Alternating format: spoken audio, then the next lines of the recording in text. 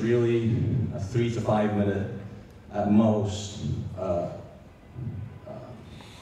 process. You're really, I really like to think that my talk is going to take 20 minutes maybe, and then I'd like to get some developers up to pitch. So if you have a pitch, we're going to do 2 forms. We're going to do the 15-second pitch. We're going to, and also the 3-minute pitch. If you have a 3-minute pitch, I strongly advise that you talk to our AV people so that the presentation is on the, at least on the computer.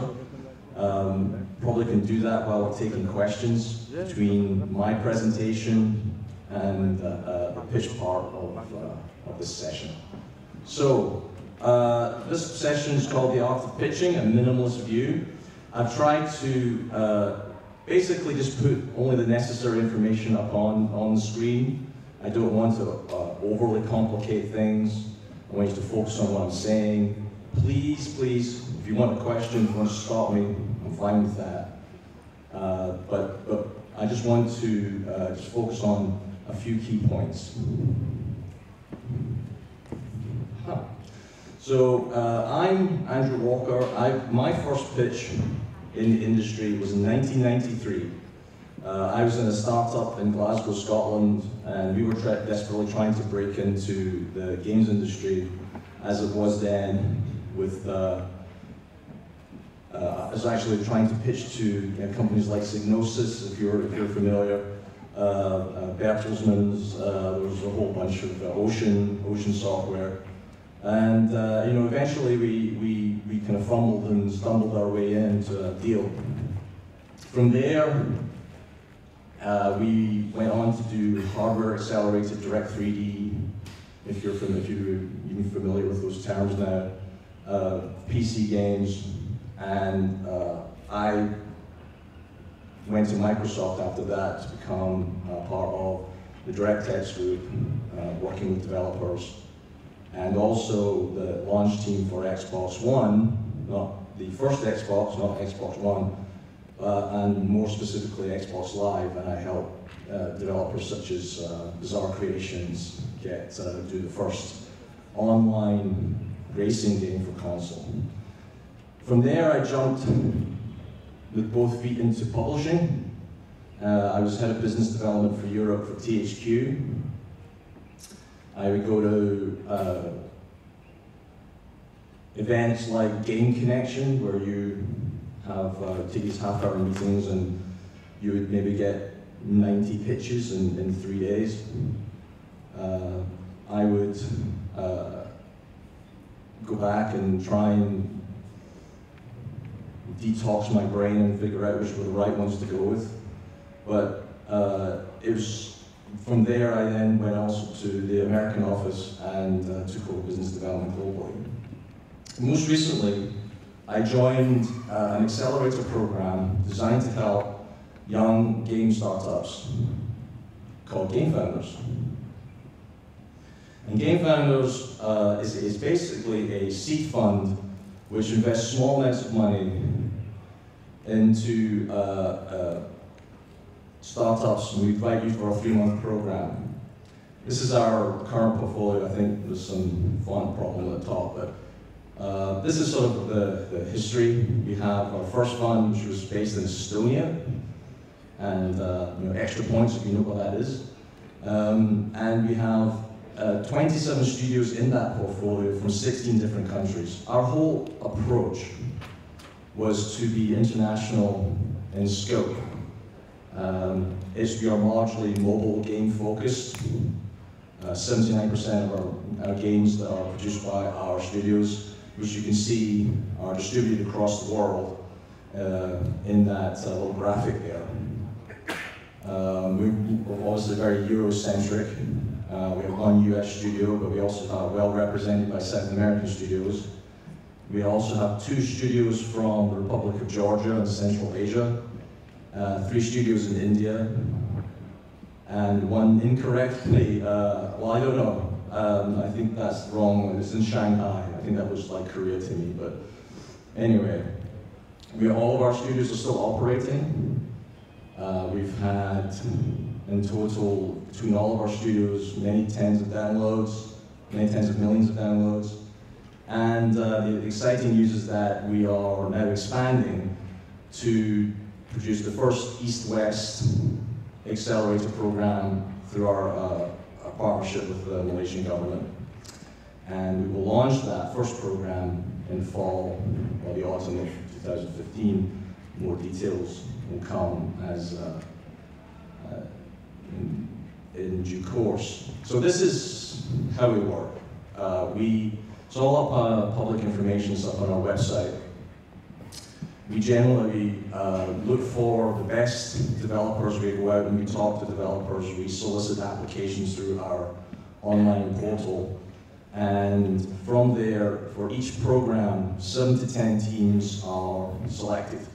And they go through a fairly rigorous pitching and due diligence process that can really sort of separates out those that are indies in the sense of they're single. We're not interested in one-person teams.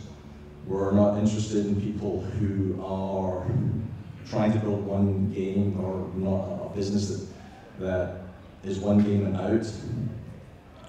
But we're looking for people that I call, we want to build scalable, creative businesses.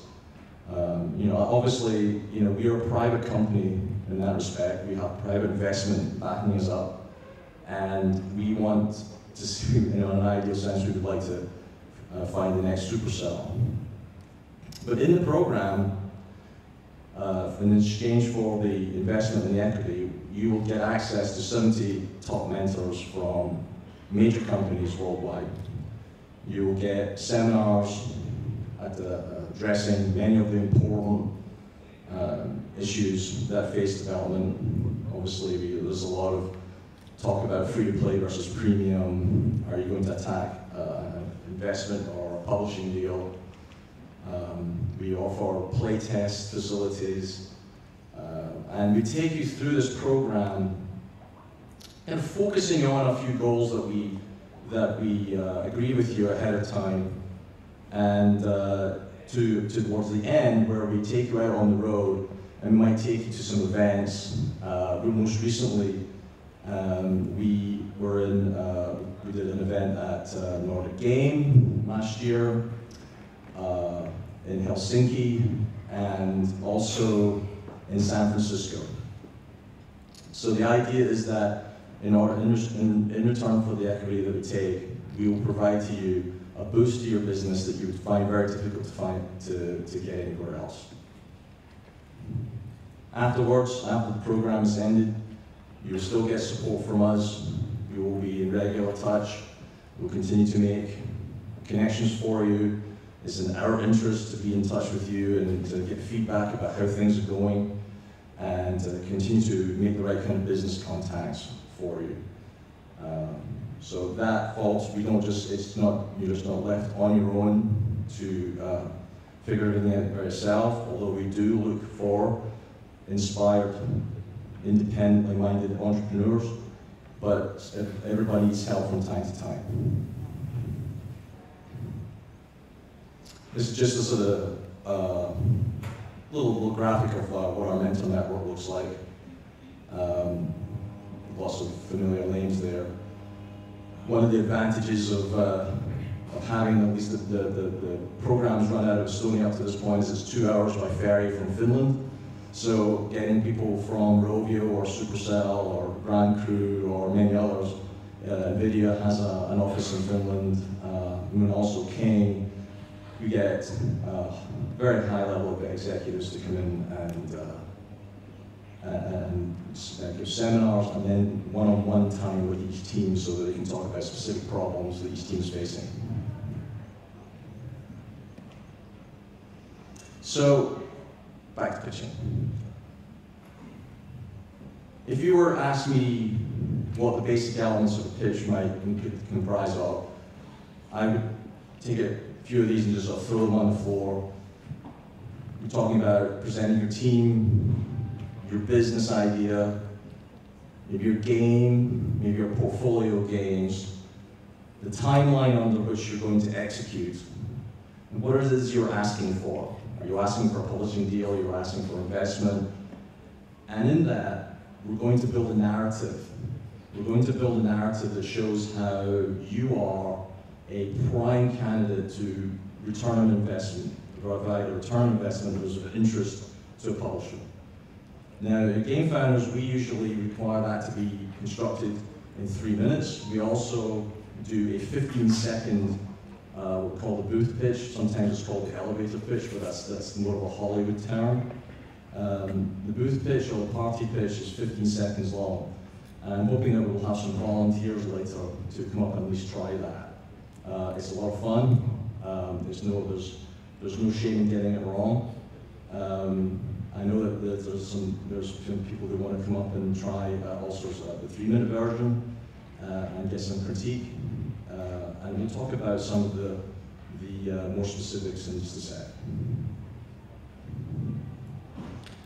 Very key is to research your target and know your audience. So if you're going to talk to Electronic Arts, or if you're going to talk to an investor, you should look them up and know what they've done in the past. Look them up and see if you're actually going to be a fit.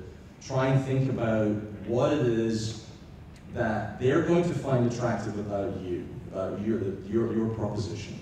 Is it going to be that they've got a hole in their portfolio and you're going to fill it?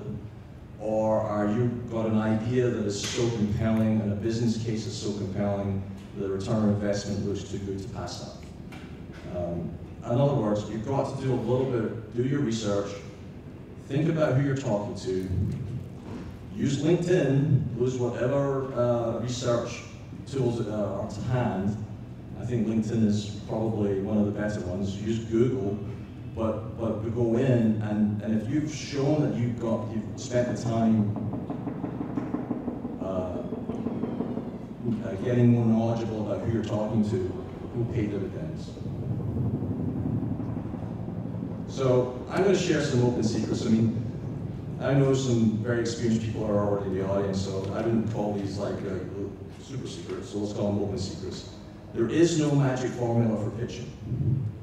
You can look up on the internet and you can find how Supercell structured their pitch to get investment. You can look up and find how LinkedIn even got their initial investment.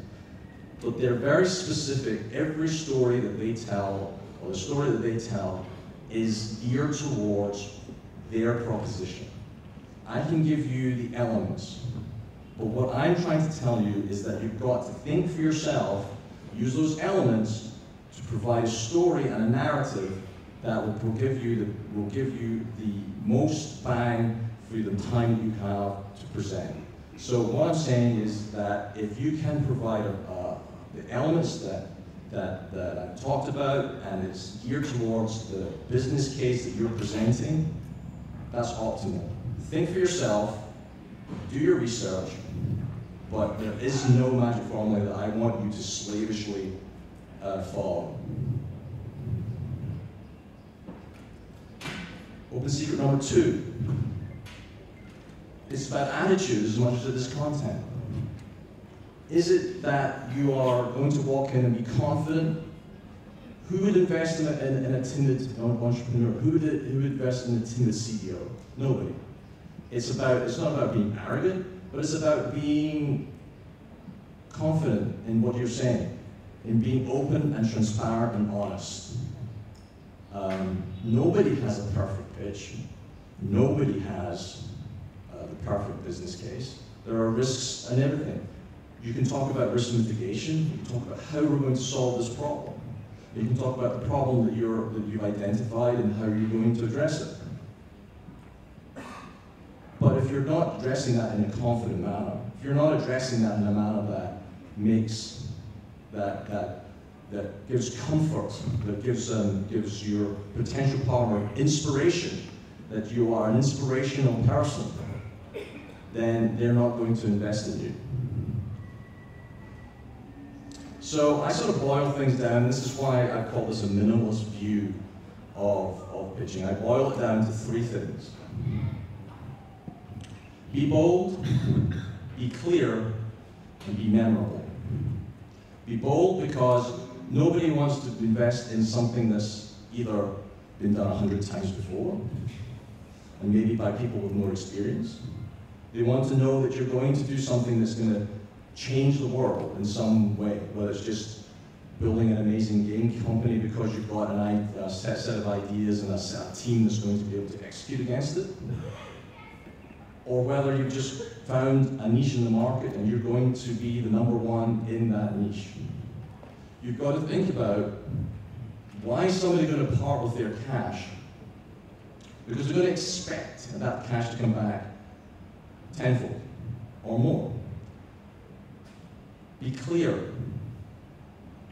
Think about pitching as a game of Chinese whispers. If I tell you something, another person has to tell it to somebody else, because generally speaking, there's always going to be a set of stakeholders that are going to get together to make a decision. If you can be clear, if you can get your message across such that that person can then turn around and go, yes, this team is going to own the strategy market, and here's why. And you can embed that in their brain, you have a bit of a better chance of winning. And that sort of ties into being memorable. Being memorable is it's a whole host of things, and I'm going to talk about a little bit about how some of the techniques that we've seen in Gamefounders pitches that being memorable. Because, like I said, in my line of work, I will get pitches. I've taken 100 pitches across 3 days. I've taken more across GDC, which is the biggest game developer conference in the world, and I'm there for 5 days, and I'm booked back to back.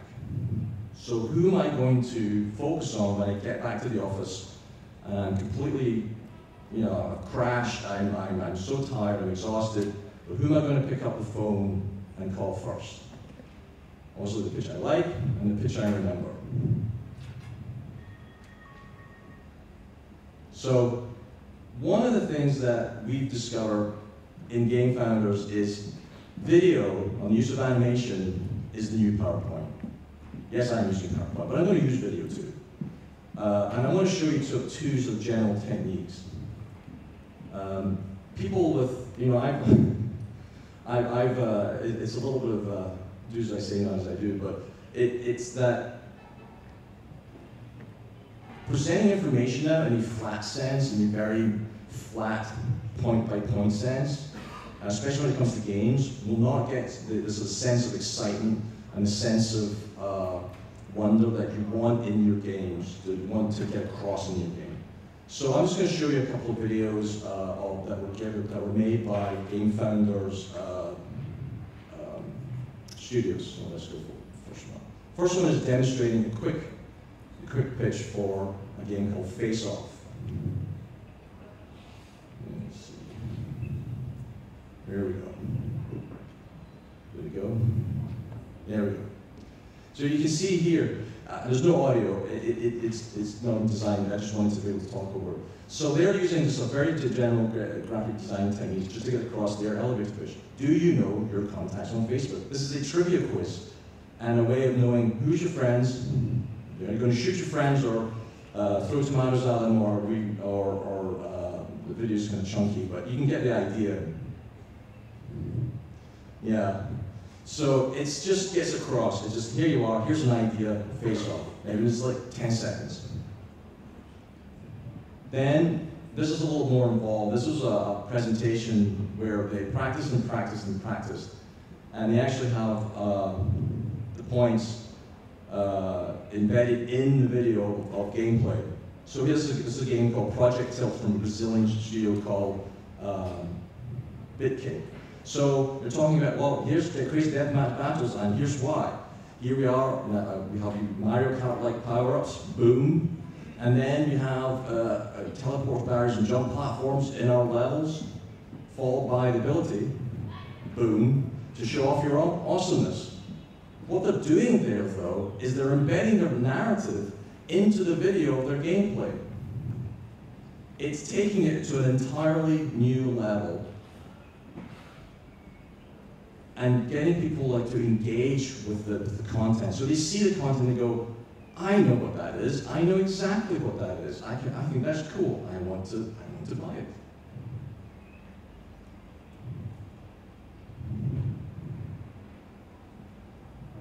Okay.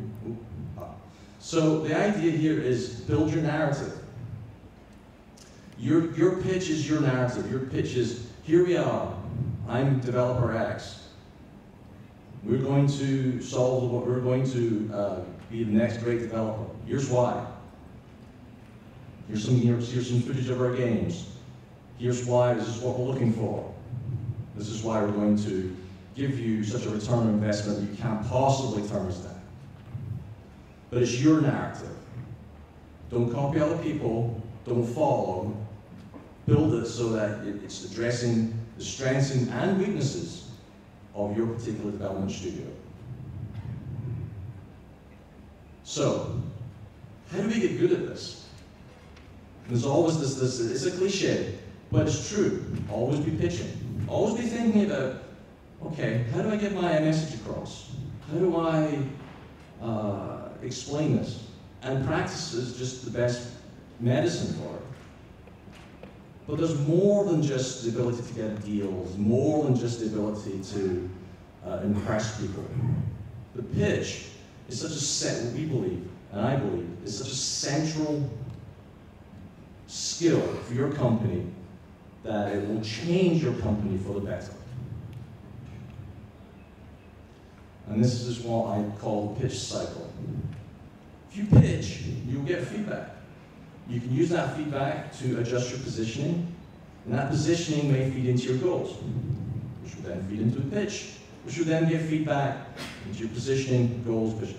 And by doing that over and over and over again, you will find that the feedback from on your pitch, the feed into the positioning will help you refine and eliminate the non-essential work, non-essential ideas from what it is you're trying to do as a developer. In fact, so pitching will help you build your game better. It may even tell you you're doing the wrong game, which is also important. So one of the questions that a lot of our developers struggled with, whilst they were at Gamefounders, or even I think in general, I mean this is not unique to Gamefounders at all, but is what am I looking for? Am I looking for a publisher? Am I looking for an investor? What's the difference between and what I have to produce as a pitch? So it's worth just looking at a quick kind of comparison. No surprises there. I mean, this is a sort of generalization. I've taken equity as a publisher, but generally, so speaking nowadays, it's less common. So you can think about, I mean, sort of boil it down to investors are more interested in the long term, and publishers are more invested in the game that you have, which is a much more short-term business arrangement. And their metrics for success are quite different. One thing I do want to say is that another question that our developers struggled with was free-to-play versus premium. I just wanted to share a data point with you that the most successful developer that has sourced investment out of Gamefounders is actually a developer that has specialized in premium games. And an Italian group called Bazzi. They've done extremely well sourcing investment. It's because they know who they are, they know what they want to do. They are very focused, and they have their story down. So it doesn't matter, you don't have to sort of follow the crowd. They decided that that's their idea. They're creating IP that is pay for play.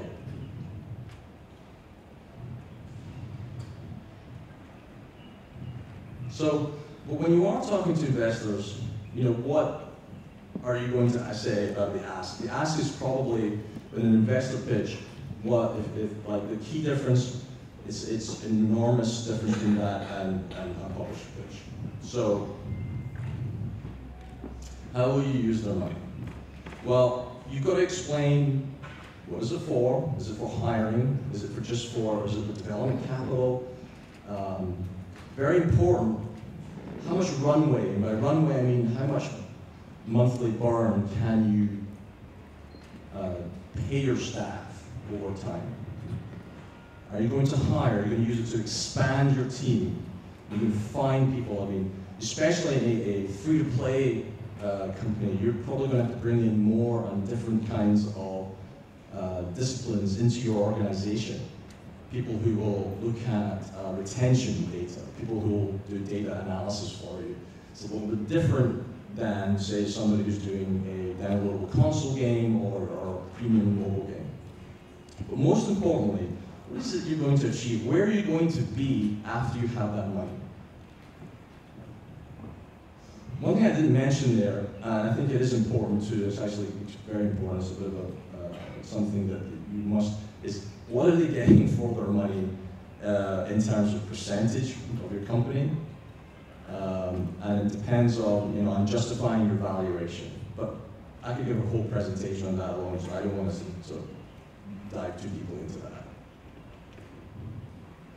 So, a lot of do's, here's some don'ts. Don't say, we appeal to everybody. It's not possible. Nobody's going to believe you. I've heard so many pitches to say, oh, well, we're so mainstream, we're going to appeal to ages 5 to 75. It doesn't work like that. Any marketer will tell you that just doesn't actually make any logical sense. Don't badmouth other people. Generally, it's bad form. If you pitch into a publisher and saying, gee, that other publisher we work with, they did a crappy job of marketing our game. That publisher or that person that you're talking to is probably going to say, are they going to say that about me in 6 to 12 months' time? It's not that that maybe it's true, but it's just that you're moving forward, you're looking to make a new partnership. There's no need to be a gossip or petty. Don't fill your presentation with meaningless figures. Yes, mobile's expanding worldwide, yes. Lots of hockey stick graphs. You can fill it with lots of figures. It's well known, there are certain figures that are well known, and it's better to focus on what it is that how you fit into the general ecosystem that is going to be interesting for the investor or publisher to make a decision. And also, don't make your, I've said this before, but just don't make your pitch look like everybody else. Try and find, if this goes back to being memorable. If you can find a way for yours to stand out from the crowd, stand out of the crowd of hundreds and hundreds of pitches that people are going to see, and not just follow something you've seen on the internet, because guaranteed that there's another 50 developers or another 50 people out there doing the same thing. So, with that, this is what we do at Gamefounders. It's just a little, to sort of tie it back. We favor, and like I said, there's no one right way. The reason why we do 3 minutes and 10 slides is just, when we take people out on the road, one, I think 3 minutes is short enough that you don't get lost in the detail of your game. So we're not talking about, I can control my strategy game by doing this. Not that that isn't important information further down the line, but it is more than maybe the first impression requires. 10 slides is about right for 3 minutes. We also have these demo days where we have 10 people get up and talk. If we have 10 people get up and talk for 7 to 8 minutes, all of a sudden you've got an hour's worth of content. Really, we want people to get up and use time efficiently. So we want it all, the presentation time down to about half an hour. And that allows time for questions and allows time for people to make impressions. We also practice, like I said, the party pitch, which is the 15-second pitch. And it's Sometimes it's just a bit of fun, and we'll have some, maybe if we'll have some volunteers, we'll do some of that after the presentation. And we practice every week. We practice every week, which is super important because it goes back to that cycle. If you're practicing every week, and you're practicing in front of, we have mentors who come in, and they give them their impression, there have been developers that have refined their approach, they've even pivoted from maybe one game to another game based on feedback. But in each case, it's always been a net positive. And obviously, and I think this is super obvious, but just to make it clear, you have to decide what it is you want. And I think you can't ask for both here. I think these are mutually exclusive. You're really looking for investment, you're really looking at it as your company as a self-publishing company that's going to use investment to build yourself up and go direct to market. Or you're going to build a pitch that is going to be about finding a publishing partner because you believe that going through a publishing partner and their expertise is going to be the best fit for you. But you've got to decide what you want. You can't have it both ways.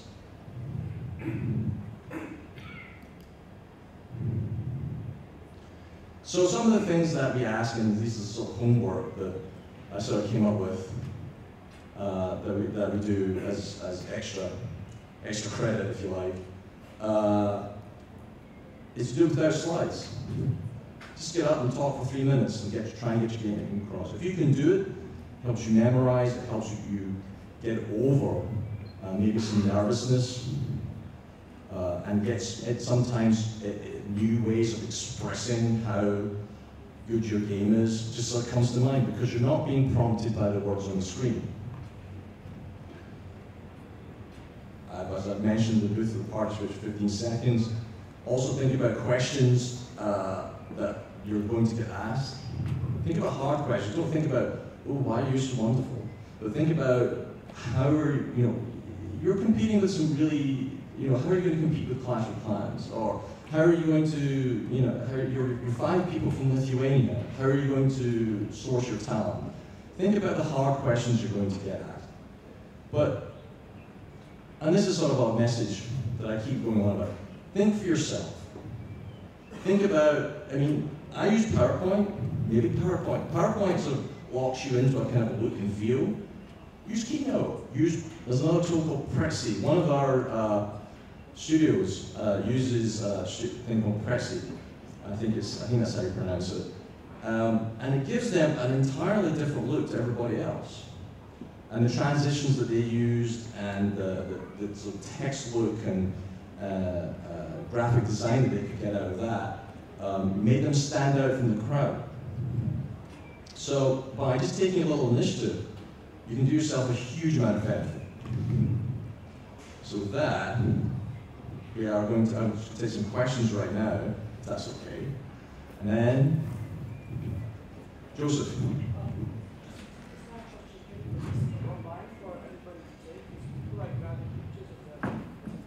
Well, if people want presentation, I'll be happy to send it to them. Just drop a comment. All the videos will be on YouTube channel. All the sessions will be on YouTube channel, and I think 1 week time. So just even better. Yeah.